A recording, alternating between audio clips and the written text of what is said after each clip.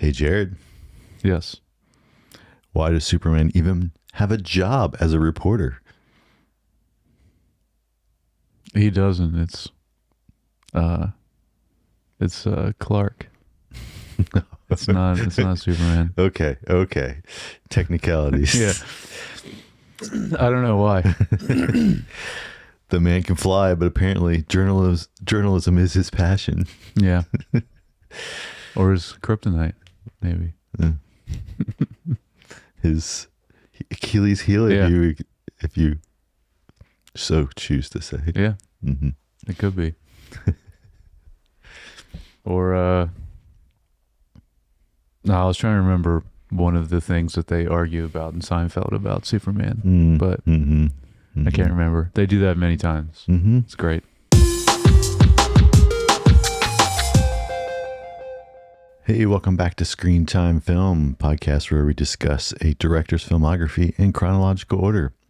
We are on the last film for James Gunn. Yeah. That's right. Until he makes another. To the next Superman. I guess that's the next one. Yeah. So, Jared. Yeah. I wake up every morning, and despite not knowing what to do, I put one foot in front of the other, and I try to make the best choices that I can. I screw up all the time, but that is being a podcaster, and that's my greatest strength. Yeah. Amen. That's what we all do. So my name is Josh, and this is my co-host, Jared. Josh, you think this haircut should be against my vows? I'll have you know that 348 chicks say otherwise. Good. Yeah. All right. So that those two quotes are, if you don't already know, we're discussing Superman. Yeah. From 2025. Very new. Very new. PG-13, 2 hours and 9 minutes, which nice runtime. Yeah. Superman must reconcile his alien Kryptonian heritage with his human upbringing as reporter Clark Kent. As the embodiment of truth, justice, and the human way, he soon finds himself in a world that views these as old-fashioned. Oh, they changed that. Truth, justice, and the human way instead of the American way. Yeah. Interesting. Yeah. I actually noticed that in the promotion for this film, or in the something. I remember catching that like before. Yeah. And something, and I think it was in the promotion of the film. And I mean, I think just making it for a broader audience. Yeah, it makes sense for the world instead of just Yeah. I mean, they might have. I'm not familiar enough with the comics. Maybe they had switched it in the comics, in sometime in the last recently, 10 years. Yeah, probably. Just to also, make it not just so American focused. Yeah, I mean, it makes sense whenever they first started doing Superman comics to make it American way. The rest of the world didn't exist, only America. Yeah, right. At the time when it was probably, I think around World War II, maybe even before. Yeah, I don't think know. it's maybe like the 30s, I think, was like when Superman first started. It was a very long time ago. So it makes sense, I guess, then to call it that, Yeah. No, I know. I was joking. I know that the world was very different at that time. Yeah. Than it is now. Yeah, very different. Yeah. All right. So directed and written by James Gunn, which is pretty much almost just him? Yeah. For writing? Okay. Yeah. Cinematography again, Henry Braham. I really don't know how you say his last name. Every time I don't know how you say this. It doesn't matter. Composer though, they got David Fleming helping out with John Murphy. Oh yeah. Yeah. I didn't really see anything for the other guy, but John Murphy is our guy that's been he's been on these doing for stuff. a while, but I didn't see anything for the other guy. The weird thing was David Fleming was listed first before. I don't know if it's just alphabetical order or if it's, but he was listed first. It doesn't always mean who did more or whatever, or who contributed more. In IMDb, at least, that's where it was listed. Yeah. All right, what do you think the production costs were? Probably a lot. I think I I think I put down probably the same as the last one, just guessing wise, but I don't really know. So 225 million is what I guessed. That's what this one was. 225. Oh, I'm dead. Okay, yes, dead on. Yeah, the last one was 250 for Guardians 3. I was actually going to go up to 250 for this one, but okay. So I did a little less. Yeah. This COVID protocols are scaling back. Yeah, that's true. I don't know. Actually, I don't know if they are or not. If they are either. So this being a new film, as of when we were recording this, has not even the Academy Awards for 2025 have not been done, or they're done. They'll be not to be till spring of 2026. So we don't know if it will be nominated or win any Academy Awards. So just want to kind of, I'm not skipping over it because they didn't win anything. It's because as of right now, we don't know. So so they do it in spring. When do they do exactly? So it used to be like the end of February, right around the same time as the Super Bowl always is, like the weekend before or after, can't remember. But then with COVID, it kind of got pushed around a couple times. Okay. So I think they're back on schedule, but I can't remember. All right. But so there's obviously a ton of people cast in this film. Yeah. Just kind of write down a few that stood out to me. If I missed any that you noticed, obviously let me know.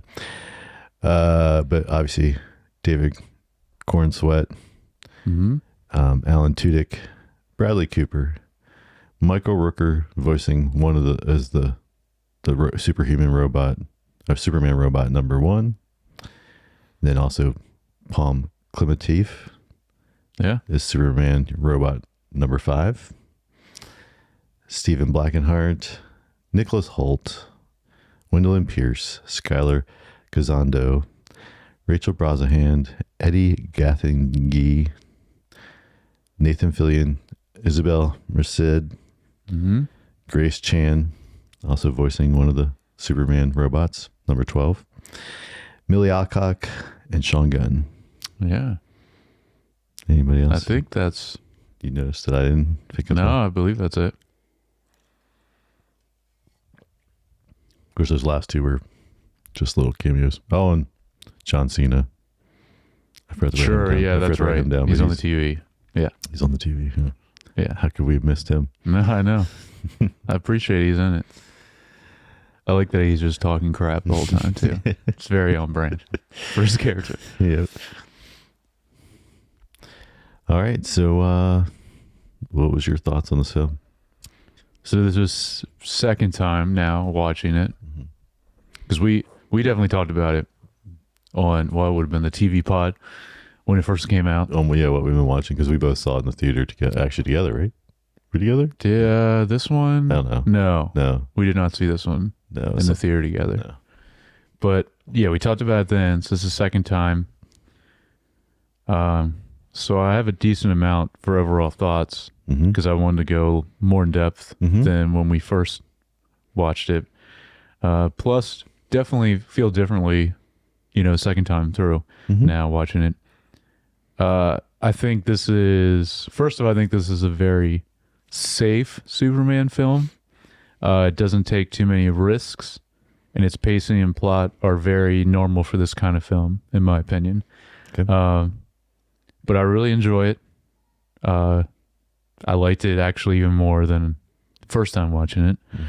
And I think one of the biggest strong suit is, I think the cast is perfect, especially Lois and Superman, which is very important. Like, you got to get that right.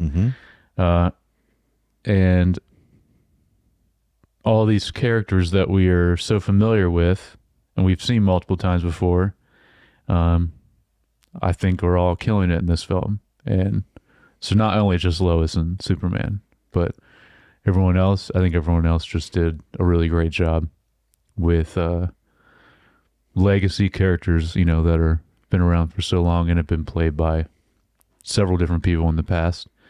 And the new people too, especially like the Justice Gang, especially, I think which is obviously like a newer thing. I think all of them are like some of my favorite. So, yeah, liked it even more this time. Hmm. What about you? Kind of. I think I agree with most of what you said. Okay. I think I liked it more the second time than the first time. I think, yeah, there's a lot of pent up expectations watching it the first time that kind of second time you kind of know because you've seen the film, and so letting those kind of subside a little bit. I think I enjoyed it more. Not that I actually liked it the first time. I just think I had I was a little more nitpicky than I think I felt this time. I agree that the casting in general across the board is fantastic, which again, James Gunn has always been, I think, good at that. Like, Guardians is another perfect example of, pulling in random people you would never think to play different roles, and especially even Chris Pratt. Like, yeah. Anyway, when all anybody knew was his character on Parks and Rec before that, and you were just like, how is this guy going to be this? I know. And yet he did great. So, I think I think, like you said, I think it's a solid Superman movie. I don't know. I mean, I know what you're saying. Like I feel like it was a little more, I wouldn't say it was safe as much as well, I mean, I think they didn't do the origin story. They skipped ahead with just like a 3 bullet point text at the beginning, which was great. Yeah. Which but I think that's doing something not safe, right? Like, the safe thing would have been to do it over again and do the, I mean, like the overall plot and the way the story goes in this, I think is, but I think doesn't take too many risks, I think, in that way. Okay. For a Superman film. And I think making it have the Justice Gang and have them in there and have him not be really, I mean, he's still obviously strong, but having basically right off the bat him like lose the first battle and kind of be, I think all those are like a little bit more out of the box choices than what you would want for the straightforward. Yeah, that's true. The way it opens. Yeah, you're right. Which is, something I really like about this film is that, very quick, which I'm sure everyone appreciates, like just explaining with these bullet points. And then like first seeing Superman, he's like really beaten, which, in that aspect, you're right. That's not a safe, like that's more, we haven't seen that as often. So like, that's cool. So yeah, I really like the way it starts like that. And I hope we do this more, which I think a lot more now with superhero films. I think they kind of know to do this now. Like we don't need the origin because everyone knows it. It's like, especially Batman is like the big one. Like everyone's like, we don't need to see his parents dying at this point, Actually, same with Spider-Man. It's like, we don't need to see Uncle Ben, die and say, with great power comes great responsibility, even though it's a great moment in line. It's like, we all know. So, well, they skipped over that and then they kind of gave his Aunt May a variation of the line. Yeah. In the second film, I think. No, it's in the third one. It's in the third one? Yeah, because I just watched, Okay. That's part of the MCU now. And that's the watched, third one. Yeah. Actually, I don't know if I watched that third one more than once. I saw it in the theater. I don't know if I've seen it. Maybe I watched it once. It's for like the new era of Marvel. That's like been pretty bad in my opinion. All 3 of the new Spider-Mans have been really great. I think. So that's a pretty strong suit in like recent Marvel.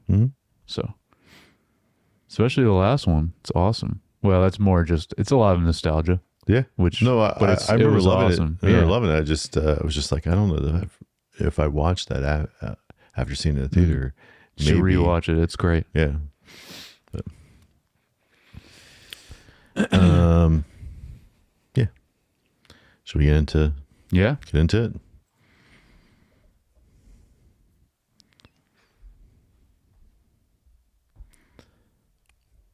So do you think the opening with him, like the stakes of him like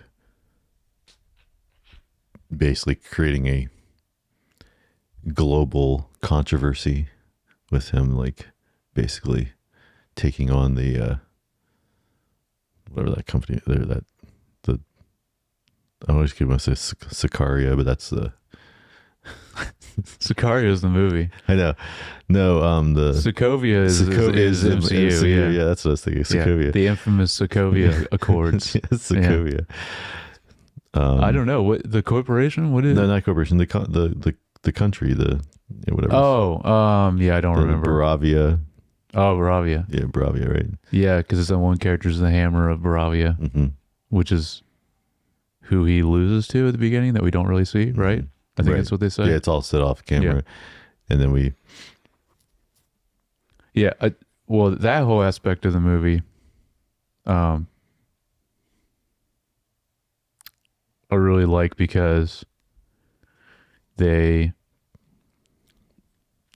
very good for like nowadays. Like it makes it a very modern Superman film, but.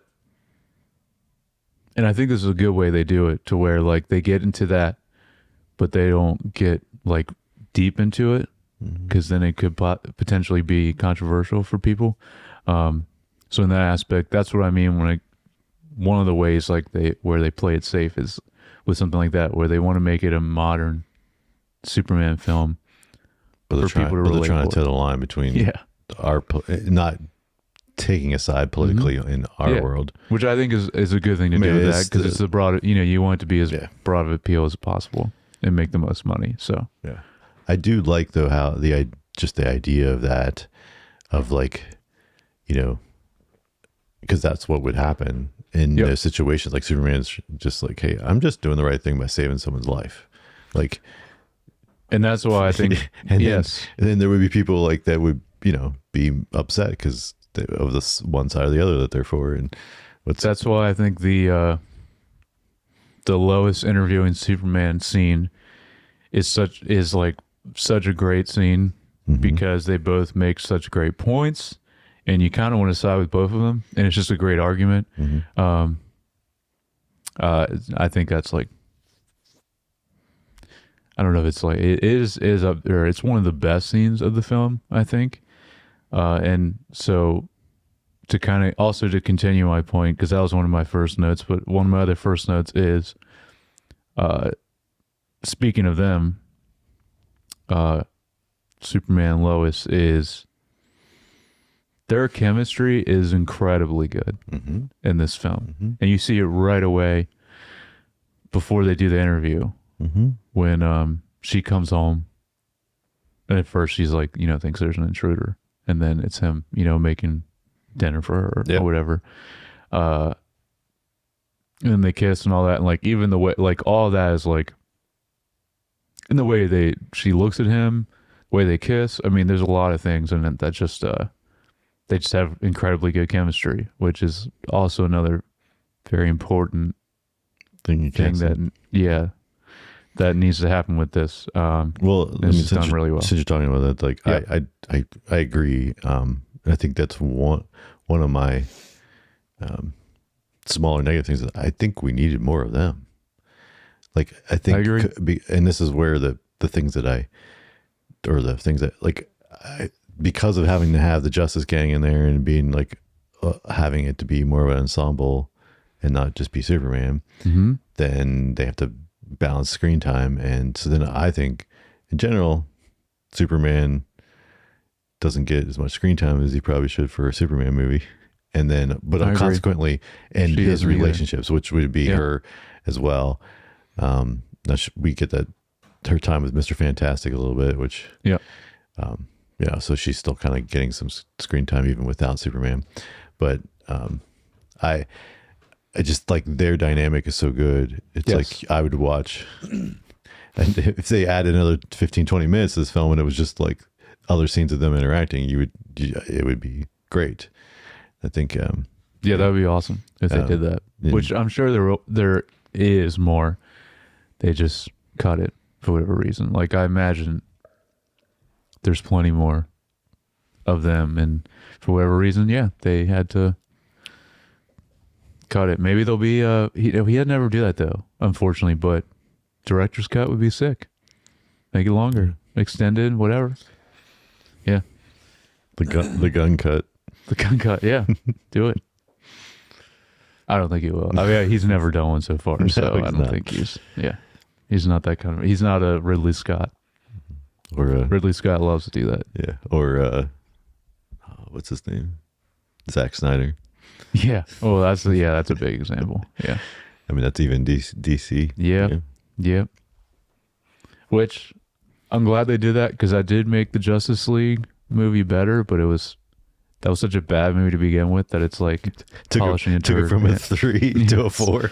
Basically, yeah. It's not much better. Yeah. Also, so weird when he did that Snyder cut. A weird choice to make it. I always forget the term, but not widescreen. Like, it was just square again, or not again, but like that's what he chose to do, which is what is that called? Well, so it was, I don't know. So the aspect ratio was more 3:2 or something, like old TV. Yeah. Okay.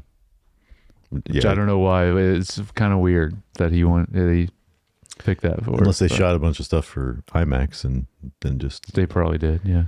Because I mean the IMAX, actual true IMAX screens are a lot closer to 3:2 because they are because it bleeds so much above and below. Right. It's so I don't know.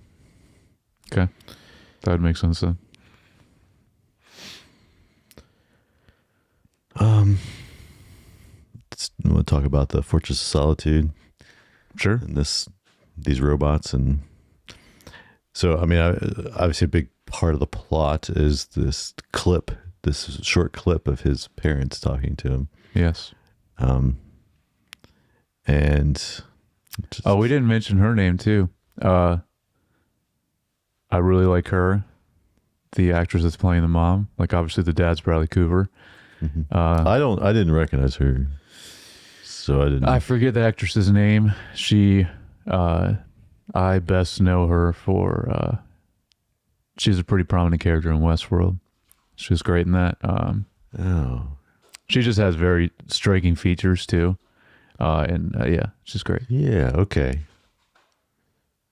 Yeah. Okay. Yep. I remember now. I mean, now you say that, I can picture. Mm-hmm. Yeah, she was she was the woman that was like, when in the first season when the bank heist keeps happening. Like, isn't she the one that like is the well, she's part of the whole like brothel. Yeah, but like she's the one that's like there. I don't remember if she's part of that. Where they take the like like, and she gets like, I feel like she gets like beaten or hit or something happens to her every time, and probably I don't remember, but she was like either in the room where the safe is, and I don't know. Yeah, maybe I'm wrong. Probably no. I mean, she was definitely, because a different actress was the one that like was the head of that, but this character was pretty high up there too. Like and like, so we'd see her a lot. Right. Yeah. No. Yeah. She was, because she was kind of like because what's her name? Maeve. Maeve was the head lady, not the actress's name, but the character's name, right, in the show. Yeah, and then she was like almost like the right hand person to Maeve. Yes. As the show went on, like, she was kind of like, yeah. Which if anyone hasn't seen Westworld, just watch season one because it's like an incredible season. Mm-hmm. And then don't watch anymore. That show is it still, because they took it off of HBO Max? Yeah, which is weird. I don't know why they did that. Yeah. I just like to think of it as a miniseries because it's like that first season, and it wraps up pretty well too. And it's just like, it's an incredible season, and then show like the first bombed season after that. I will argue in the second season, there's a couple, like half the episodes are really good as well. There's some good stuff, yeah. But then there's a half of them are starting to be like what the heck is happening?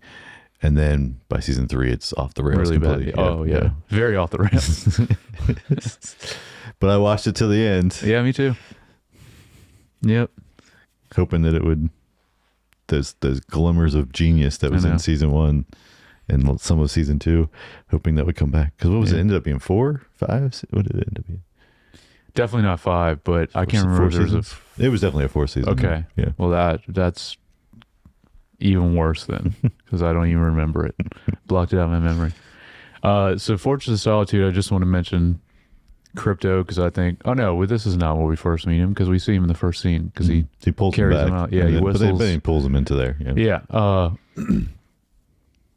But this was really cool. Also just looks really great, because it's obviously, he's always full CG Crypto, but looks very real. And well, I mean, he's got experience making he's got a lot of experience. raccoons and other things. And then Cosmo and Guardians, and Guardians 3. And I think this one, he said, is modeled after his own dog. So like, I guess his recent dog that he got because the Yeah. dog wouldn't listen and it was constantly biting his ankles. And, Yeah. So, I got the full story at CinemaCon Oh, cool. Okay. with Nice. him on stage telling it. Nice.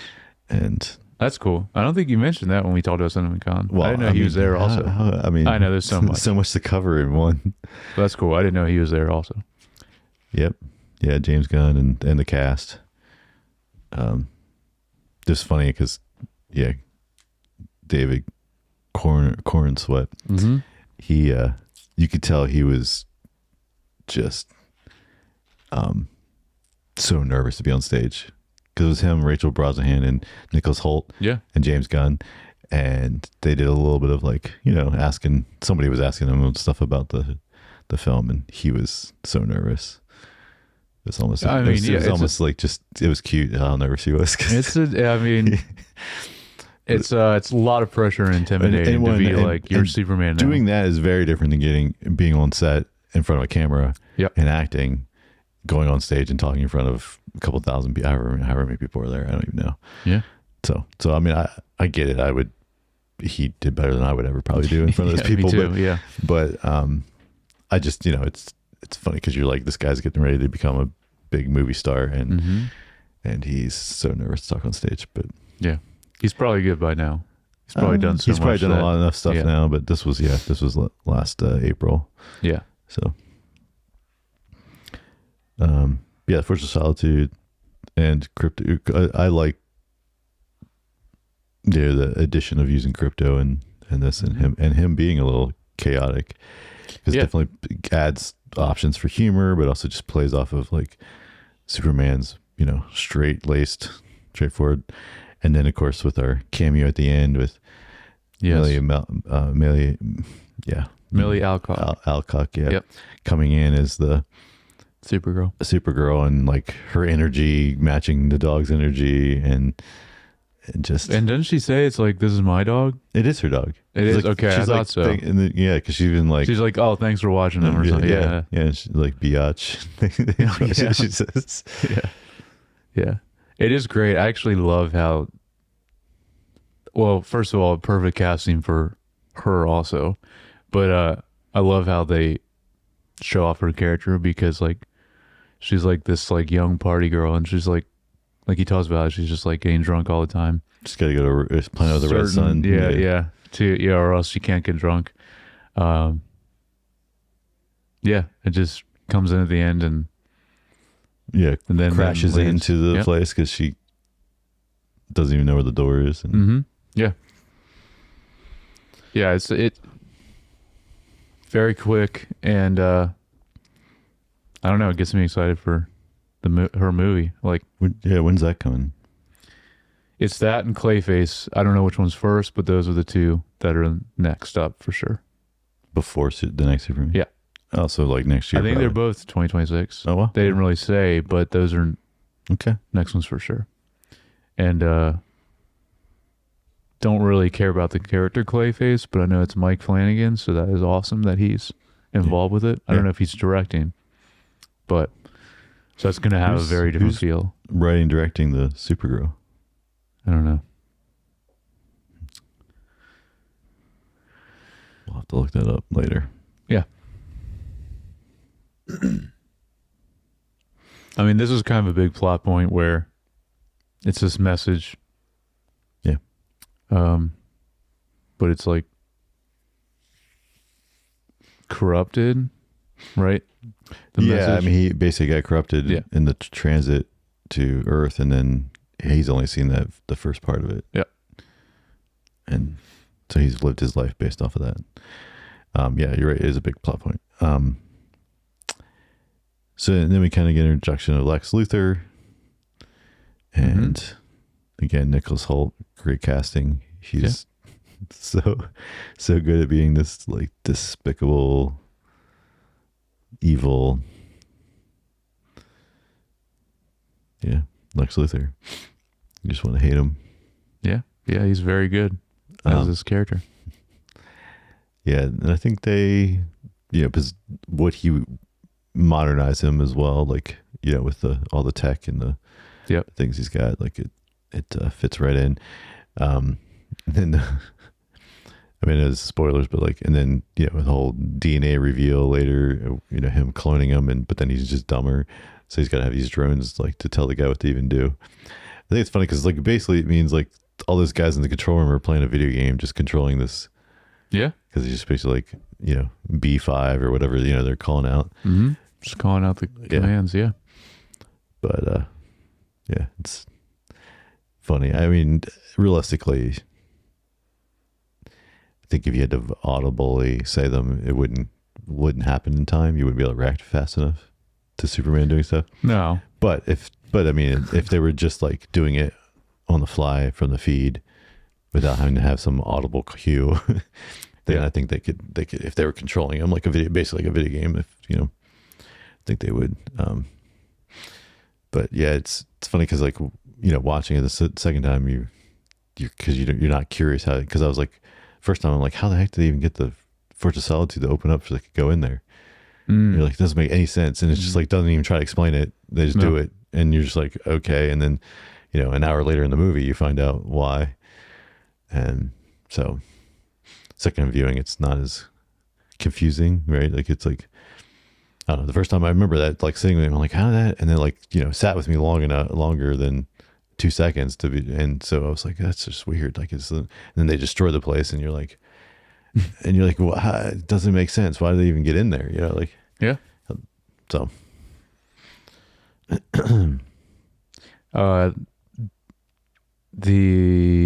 don't remember what they call her, but the sidekick lady, really like her.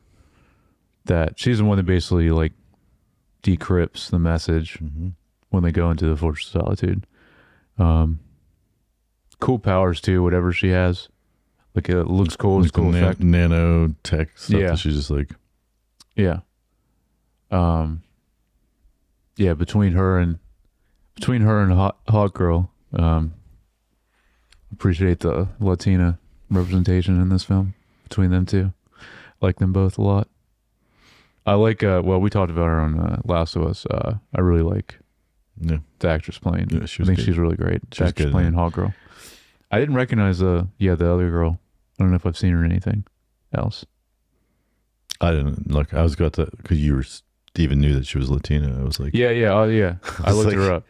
I was like, okay. Well, did you see? Because like I was like thinking, are you familiar with her? Because she didn't look familiar to me. No, I haven't seen her in anything else though. But yeah, I didn't need to look her up. I can tell when someone's Latina. All right.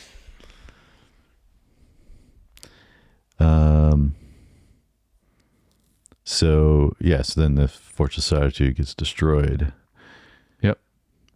And then they decrypt. She happens to be able to decrypt this message and fix the rest of it, or recover it, whatever you want to use. And then they put it out because it's like naturally already kind of paints Superman in a bad light, wanting to conquer the planet, so to speak. This is one thing where it's like, I get it from like a big plot point reason and to move the story forward, but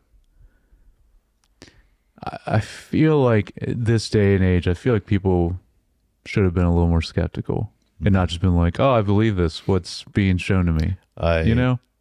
That's one thing I do agree. Mm-hmm. I agree because and then I was like, and they turn so quickly. And it's so quickly they're like all these guys, these experts have checked it. It's confirmed. It's not fake. And then even Mr. Fantastic's like, well, if those guys say it's true, I know they wouldn't mess around. And then you're like, okay, too convenient. Yes, yeah. And then everyone suddenly just hates him. Mm-hmm. Which, I mean, the funny thing is like, but that's how it happens. Like, no, a lot of people, that is how it happens. And James Gunn knows firsthand. Yeah. Oh, yeah. And so... Yeah, that's probably the reason why he threw it in here. I think it's a little bit of, him just putting that in there to like show how ridiculous this is. That people... Yep. But that's the way what happens. So... So around this time, I just want to mention the introduction scene to the Justice Gang is just an awesome scene, I think. And I think, well, at least me personally, like I immediately, as soon as you get introduced to them, like you immediately like these three characters, Guy Gardner, Hawkgirl, and Mr. Terrific. Yeah. They're just terrific. great. And their banter and all that is awesome. Did I say fantastic earlier? I did. Maybe. I don't know. It's Mr. Terrific. It's terrific, yeah. Yeah. Fantastic is Fantastic Four. Yep. Yeah. I might have. I don't know. Mr. Terrific, yeah. So, they're, I think it's funny because it's mixed feelings. Like, I think they're great. Mm-hmm. I just think it's like, I don't think they're better than Superman from like just a character standpoint. And so like, but yet they end up getting just as much screen time as he does. And it's kind of where it feels unbalanced from it's a Superman movie. I don't think they get quite as much screen time. It's a decent amount, but it's pretty close. I mean, because by the end you don't see him at all, and it's Superman basically fighting himself. So you get all that. Actually, I would argue your point more with Mr. Terrific, because like he's there so much. Mm-hmm. The other two not as much. Because it's him and Lois that are like going that whole thing, that whole excursion. Yep. But yeah, no, I mean, I do agree with you though. Like, we definitely needed more Superman in general in this film for a movie called Superman, for sure.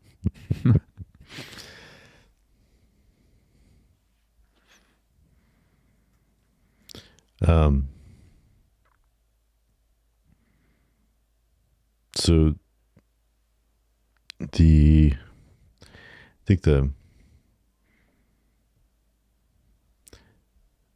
so we've got like the stuff with this, they call it like a dimensional rift. The rift, but like something. What does he call it? Like in between, like the I don't know, like a pocket universe. That's what they call it, pocket universe. Because similar to the,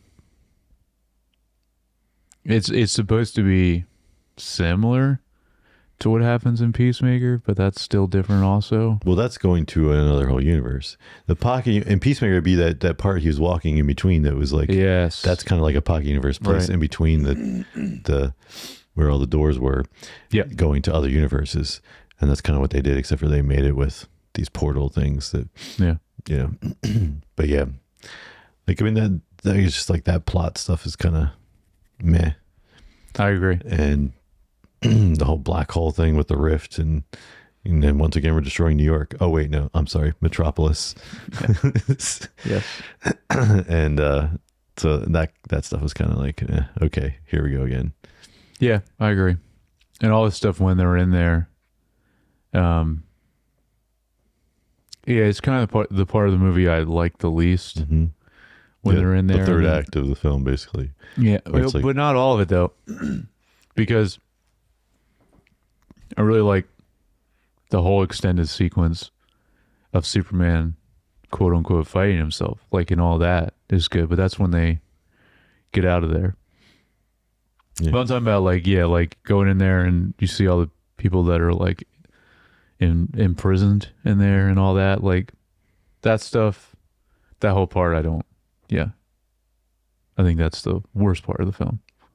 Yeah, that, and I mean, I even say, I think him fighting himself is like meh. And then no, I really like that, because I actually have my last note is because they both DC and Marvel have done this a lot in the past, and so I normally don't like when in a superhero film, like that ends up like the main protagonist fighting an evil version of themselves. 'Cause that's happened a lot. But this one is awesome, and I don't know, like this one I really like though because maybe also it's just like aesthetically he looks really cool. It's like this all black Superman. You know, he's got the long hair. He just looks really cool. And also when they fight, it's very anime style, like the fighting. And I just think it's really cool. So I like all that. So when they do it in this film, I liked it. But yeah, normally it's like it's just been done a lot. I don't normally like it that much. Well, I'll say, like, to me, I think as much as I was like poo-pooing on the Justice Gang, like I think that's the part where they go and help the other people, and you see like that stuff's like good to like, or like feels more substance to it than just him beating up himself, for sure, like a clone of himself. Yeah, no, definitely. But that's because in the you're pocket seeing universe. no, definitely, but that's because you're seeing the civilians there, and it makes it very emotional too, because I think it's that shot and is done so well when the little kid is like holding the flag and like basically praying for swells. Superman. Yeah, like that. Like that's really good.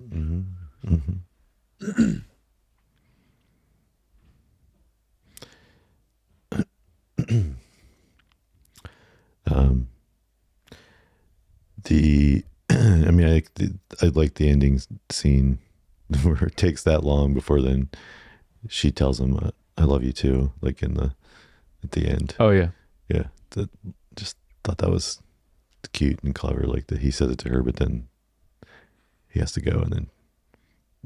No, definitely. I mean, and it again, it makes it so good because of their chemistry. But yeah, and then waiting to the very end to her to finally say it again, and then also like them, you know, float and kiss and all that. Yeah. I think also earlier when she's like, I'm punk rock, and he's like, I'm punk rock. Yeah, oh, yeah.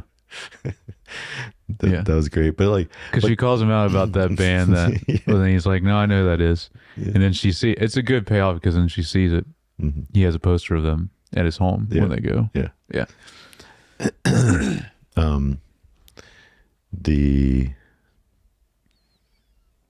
I think that's good. I think the notion where she's almost like, this will never work because we just from two different worlds kind of thing, even if him not being an alien, just like their type of people they are, and yet it does work. It does work. But then she learns that they're more similar when she's there at his home, or they have more similar interests, I should say. And speaking of his home, his parents, I think it's interesting. I don't know, interesting like flip, right? Like to make the dad the one that was like more emotional than the mom. Yeah.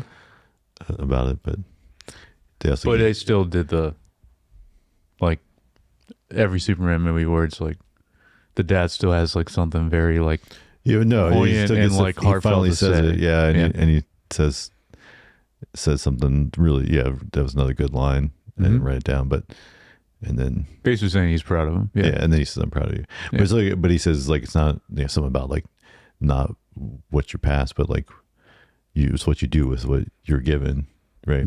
It's not right, which is like what Superman extends that kind of speech or uses that in his final. Yeah, which is what I used. Your quote. Yep. Yeah. So that's good. Now, let's talk about Jimmy Olsen. Oh yeah. I just don't buy it that the chicks like him. I don't either, but I love this actor. I think we've seen him in so many things. I think he's great casting for Jimmy Olsen. But I totally agree. But the whole like why is every girl into him? Of like what all these girls are into him makes no sense. No, makes no sense. It doesn't. Because even in the beginning, and I noticed it more, I think this time around than the first time around, and because I didn't pick up on it early on. But there's like these early like people, just girls look at him and they're like, oh yeah, in the in the like, Daily Planet, yeah. And you're just like, what? No, I know, I don't get it. Like they would be that way with apologies. Clark. Yes, Yeah. Apologies to the actor. I'm not trying to. Yeah. But no, sorry. No, they'd be that way with Clark Yes. when he goes into there. Yeah. Yeah. So. Yeah, I agree. It's like James Gunn wishful thinking, writing that in. Yeah. The scrawny nerd guy gets all the hot girls. Some of them do though. I mean, no. And but hey, he did well for himself. James Gunn did.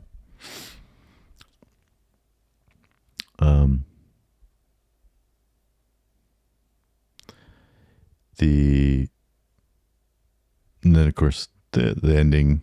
I did love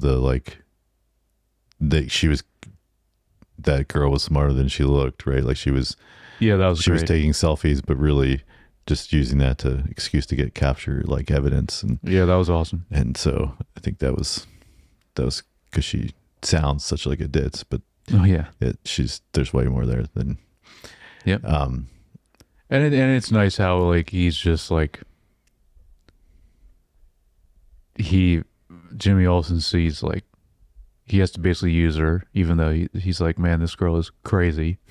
But then by the end, you see the final moment, like he smiles. He's just like, okay, I'm into this girl anyway, by the end.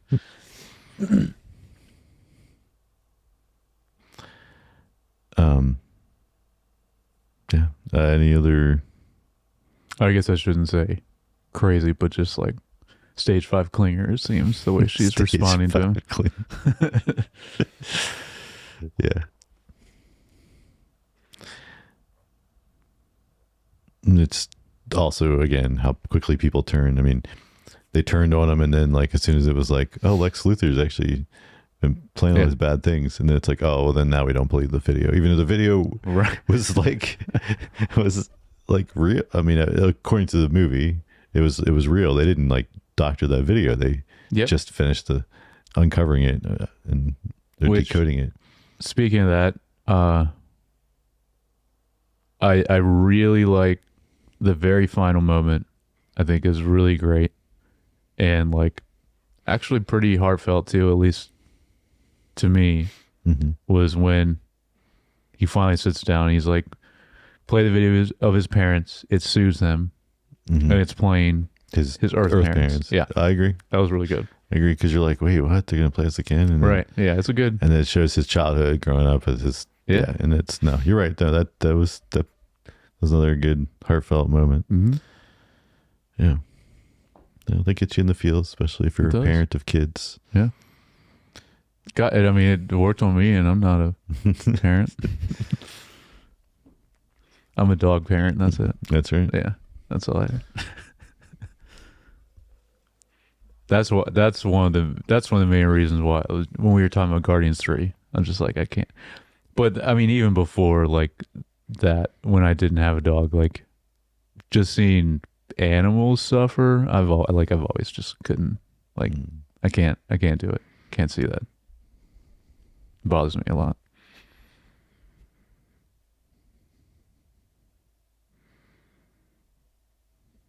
But yeah, that's it on my. All right, we'll talk a little bit cinematography. Yeah.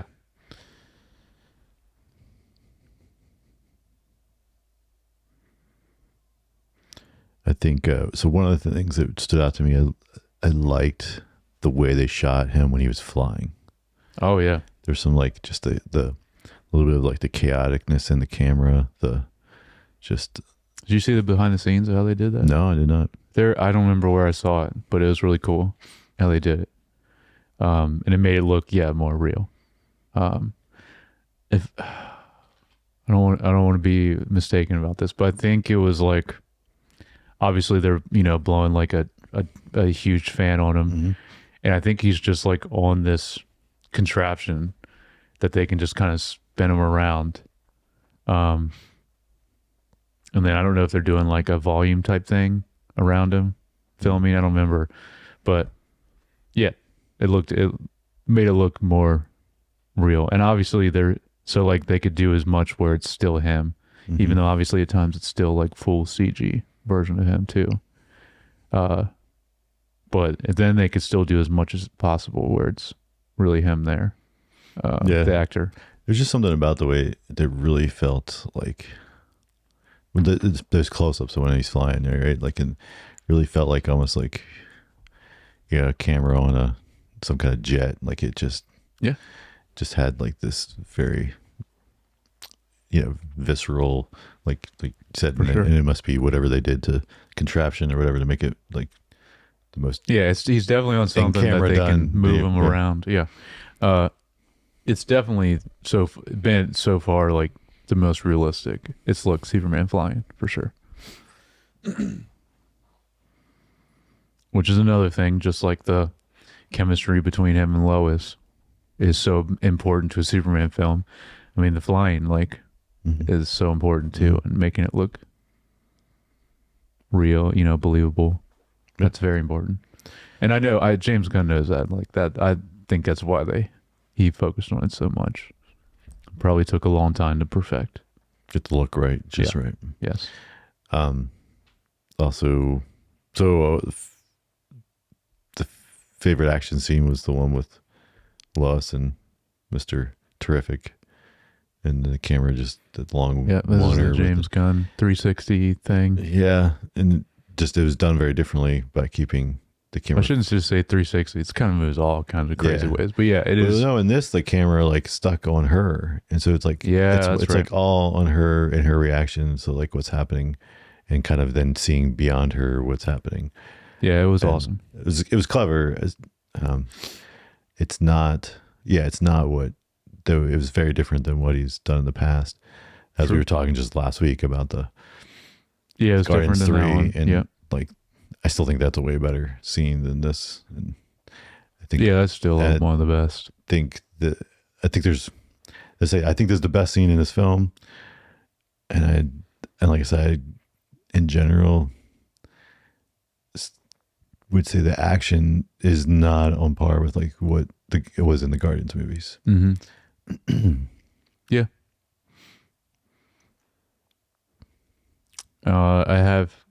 That's one of mine. What you just talked about. Mm-hmm. Yeah. The Mr. Terrific action scene. And then towards the end, it just really stuck out to me, and hopefully you'll know what I'm talking about. There's an amazing shot of Superman floating in the sky with smoke all around him, and he like emerges. It's close to the end of the movie. I don't remember what happens right before that, but just an awesome shot. One of the best shots of him. And then, I guess actually another one that's really cool is, I think this one's earlier, but they like do like, he's still in the air, but they do a quick like zoom in to the S on his chest and then like move out. But it kind of also like slows down there. Mm-hmm. So you remember that one? That one's really sick too. Yeah. You had all those other flying sentries, something that Lex calls in. They're like, oh, send in the whatever they were called. Which that was sick also when he just like annihilates them all. The laser eye, and just like spins around and just destroys them all real quick.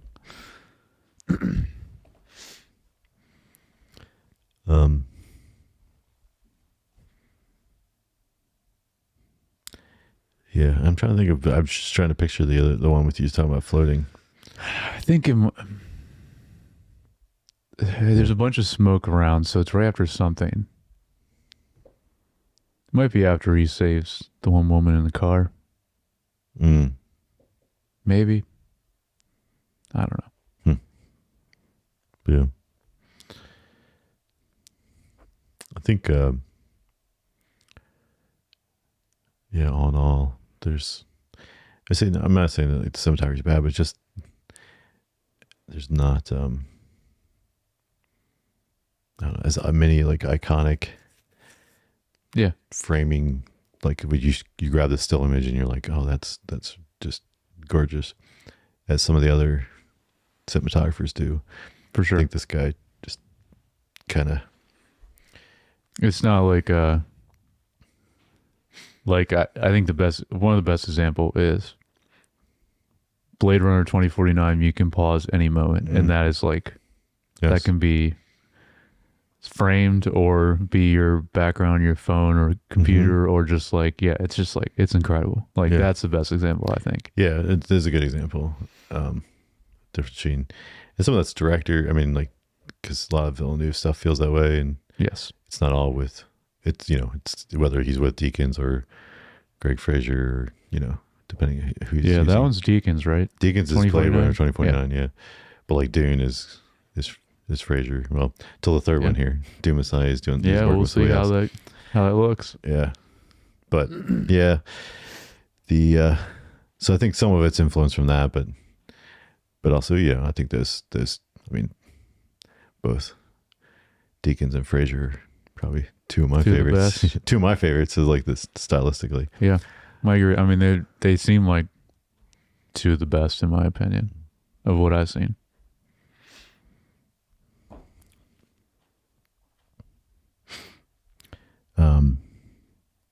The only thing I just note was, you know, he continues to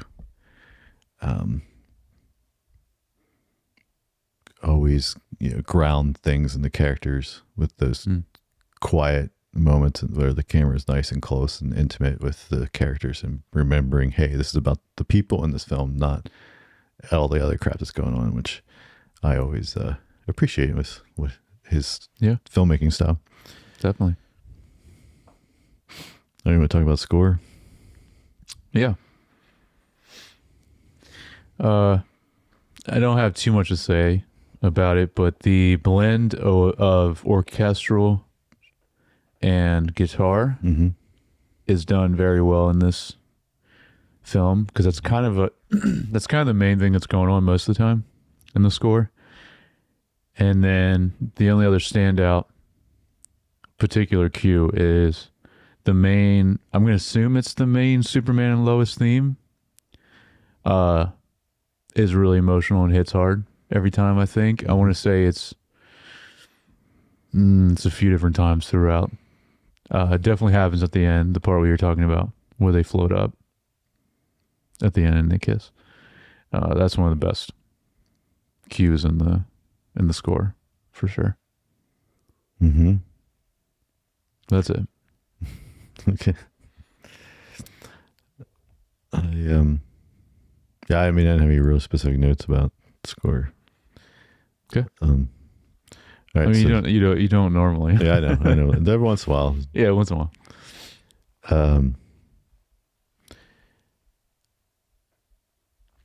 Themes and messages before we get into trivia. Yep.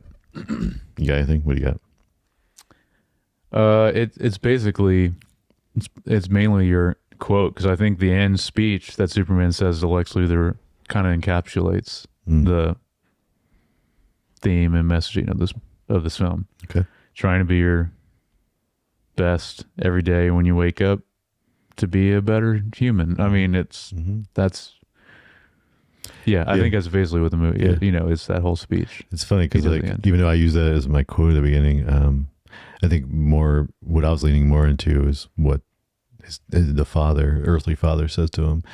Like, it's like a little, I mean, it's not along those lines. It is along those lines, but it's also kind of encompassing, like, it doesn't matter where you came from. Yeah. It's really what it comes down to is the choices you make each day, right? Is who you are. And so, and if you let your past dictate that, then that's, you know, you're not doing what you can, right? Like you should, like, basically try to do better than your past, right? Like, learn from previous people's mistakes, your parents, your whatever, you know, like, and learn and grow from that and do better. Yeah, for sure. As long as you're doing, like, as long as you're trying to do that, then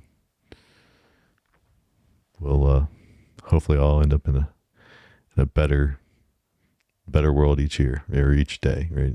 So definitely. All right, look at the trivia a little bit. Yeah, I wonder how much is in there so far. Yeah, so let's see. We got, once the film released, David Corn Sweat revealed that Henry Cavill wrote him a letter of support and encouragement. Said keep the details for himself, but It's a meaningful and personal gesture between him and Cavill. Oh, that's awesome. Yeah. Well, Henry Cavill's obviously seems like a good human, regardless of. He does, yeah.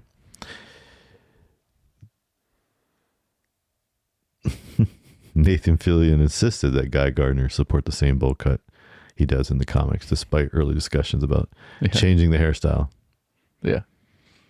Yeah, you have to have it. There were 5 Green Lantern rings made for the film, and Nathan Fillion kept one. Nice. And he wore it to the premiere. Why not? Yeah. I would. Yeah. Will Reeve, the youngest child of Christopher Reeves, who played Superman, appears as a reporter. Oh, that's cool. Yeah, that's cool. A little like nod to the original. Yeah. Superman, yeah.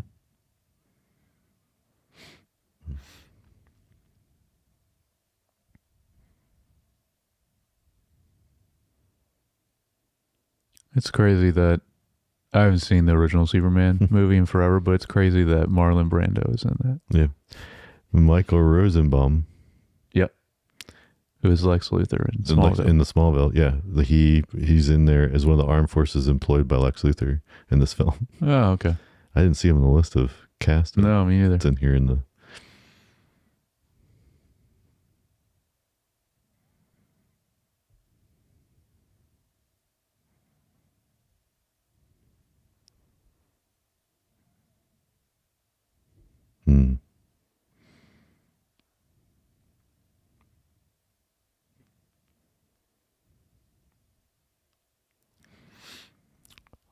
Was he? I said David Cornswet was in Twisters. Said he was on. Yeah, he was. He was filming that when he found out he got the role. Nice. I saw that movie. I don't remember him. Yep, he was in that and a Netflix miniseries about 1950s Hollywood. That's the only other thing I've seen him in.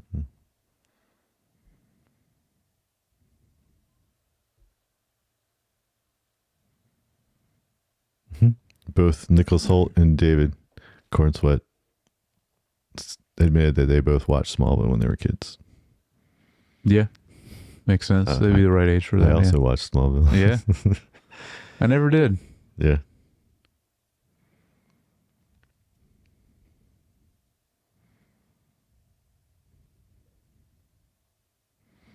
So evidently the scene with Lois Lane pouring all the sugar in her coffee is a nod from Superman from 1978, where Margaret Kidder does the same thing. Oh, I didn't know that. That's cool. Yeah, I feel like that had to. When I saw that scene, I'm like, that has to be something, because like it is wild, the amount of sugar she puts in her coffee. Yeah. So evidently, Rachel Brosnahan caught David Cornswet off guard at a moment when on set that he cussed her out. She made me curse at her, he quotes. Well, Brosnan laughed. The way she delivered one particular line made sort of involuntary say, "Oh, F you," which I think was a shock to all of us. So I guess she struck a nerve and really enough to get him. She was doing some Maisel stand-up maybe to him. Oh, said James Gunn cited Top Gun Maverick as a inspiration for the way of flight depicted in the film. Yeah, nice. Yeah.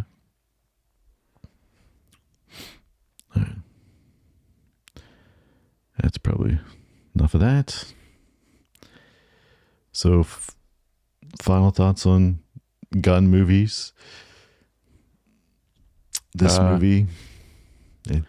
No, I mean, I'm looking forward to Superman 2. Yeah, I still Man of Tomorrow. It's still crazy.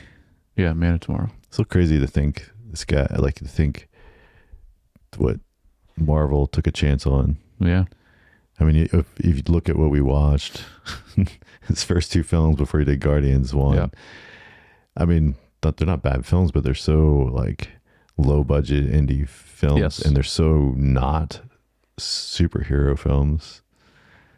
I mean, well, it is I mean, Super is a super. It's like his version of completely like it's like completely not. It's like hey, these people vigilantes trying to that are not don't have any powers, and yeah, it's dangerous. Yeah, and you it's not. So it's anyway. They're just very different different films, very different. Yeah, just a very different feel. Even I think. And then just to see how far he came between those two, and then of course, yeah, I mean for sure. Yeah, it's crazy. He's the super talented dude.